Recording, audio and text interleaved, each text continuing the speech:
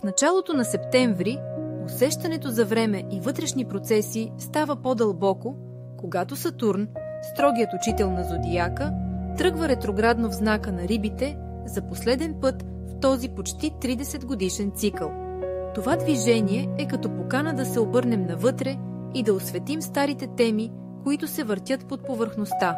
Ограничения, страхове, незавършени уроци и тънки граници, които подсъзнанието ни рисува.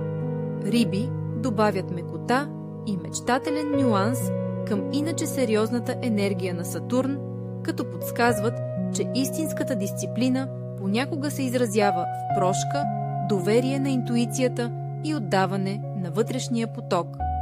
Този ретрограден период е време за преразглеждане на личните граници, на вярата в собствения път и на старите обещания, които си дал на себе си, но още не си изпълнил.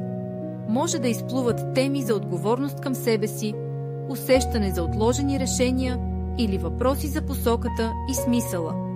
Подходящо е да запишеш какво искаш да завършиш, да разпуснеш илюзиите, които вече не ти служат, и да оставиш пространство за нова, по-нежна структура.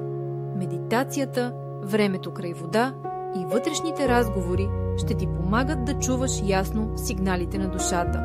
Какво усещане се събужда от теб, когато си помислиш за последния кръг на стари уроци и как можеш да си по-мек към себе си в този ретрограден период? Благодаря ти, че сподели своята енергия и ще се радвам да се абонираш, за да растем заедно. С признателност, Зорница Сребрева.